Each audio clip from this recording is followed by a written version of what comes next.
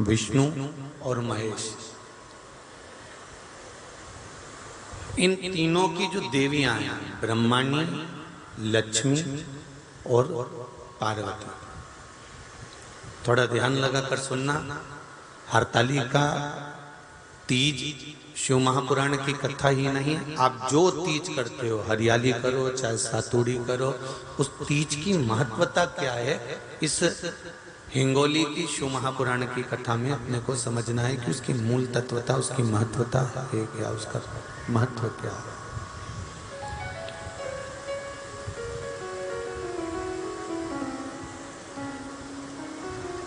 भगवान ब्रह्मा, भगवान विष्णु और भगवान शिव,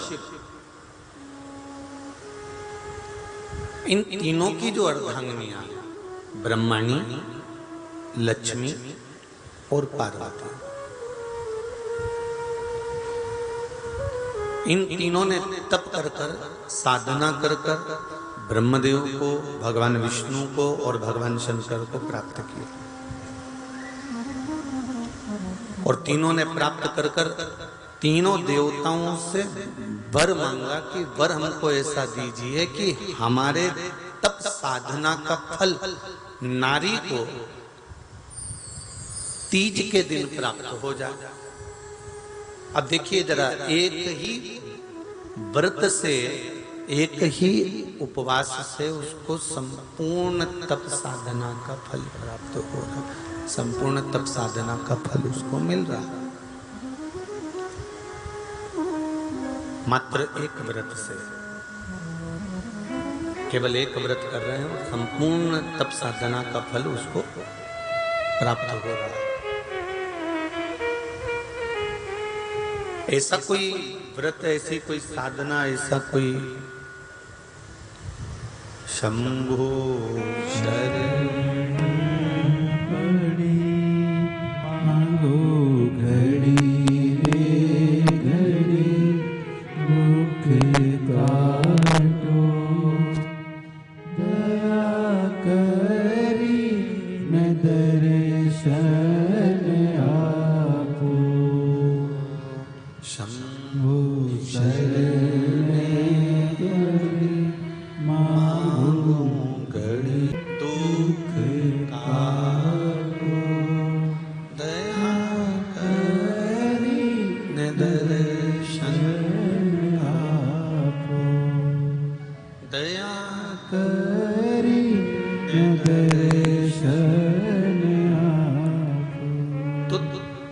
ब्रह्माणी ने ब्रह्मदेव से मांगा, लक्ष्मी जी ने भगवान विष्णु से मांगा, पार्वती जी ने भगवान शिव से मांगा कि ऐसा वर दे दीजिए जिस वर से एक ही व्रत करने से संपूर्ण फल की प्राप्ति हो जाए, संपूर्ण फल मिल जाए। ऐसा एक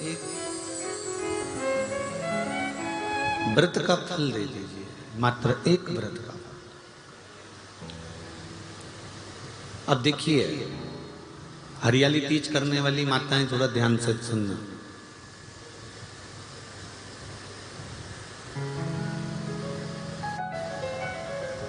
हरियाली तीज जब माताएं करती हैं तो एक हरियाली तीज, एक गणगौर की तीज,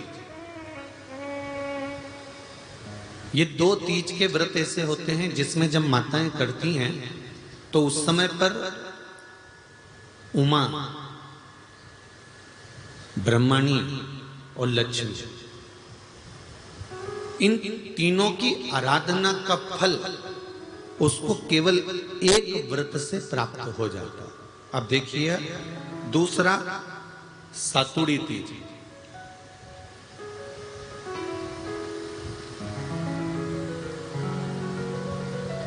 इसमें उमा और महेश्वर, उमा और महेश, ब्रह्माणी और लक्ष्मी, इन चार के व्रत तप का फल एक साथ सातुड़ी तीज के दिन प्राप्त हो जाता। अब आती है हरतालिका तीज। आप लोग करते हो हरतालिका? यहाँ लोग करते कि नहीं करते? करते हैं यहाँ पे हरतालिका। कौन कौन करता है? जरा हाथ उठाओ तो जरा। अरे सभी करते, रखो रखो, बहुत बढ़िया, बहुत अच्छी बात। एक आती है हरतालिका तीज। इस तीज का व्रत माता पार्वती बेल वृक्ष के आनंद के साथ में फुलेरा बनाकर करती है, और जिसमें इस हरतालिका में माता पार्वती जी के जितने जन्म पहले हुए हैं, माता पार्वती का जन्म तो 52वें नंबर का, 52 नंबर पे माता पार्वती का जन्म है। इससे पहले तो माता के 51 जन्म पहले हो चुके हैं, 51 जन्म माता पार्वती का पहले हो चुके हैं। तो वो जितने जन्म माता पार्वती पूर्व में ले चुकी हैं, ब्रह्माणी जितनी बार ब्रह्मदेव के साथ में विराजमान हो चुकी हैं, इंद्राणी जितनी बार इंद्र के साथ विराजमान हो चुकी हैं, और लक्ष्मी चाहे वो राधा के रूप में हो, चाहे वो रुक्मणी के रूप में हो, चाहे वो सतभामा के रूप में हो, चाहे वो यमुना के रूप में हो, चाहे वो गंगा के रूप में हो, जितनी बार माता लक्ष्मी ने रूप धारण करे हैं वो सब रूप में,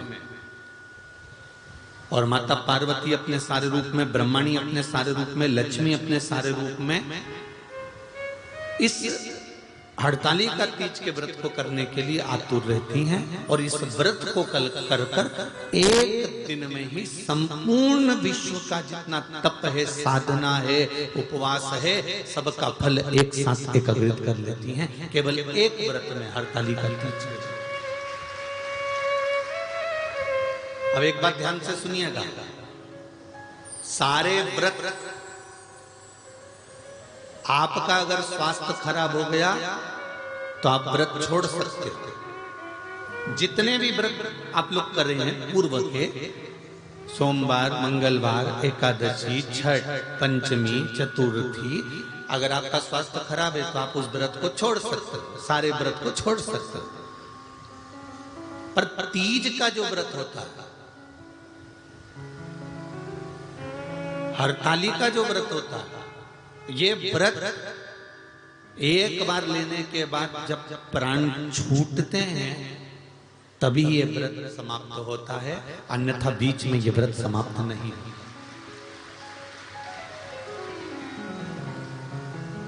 ये व्रत समाप्त होता ही नहीं।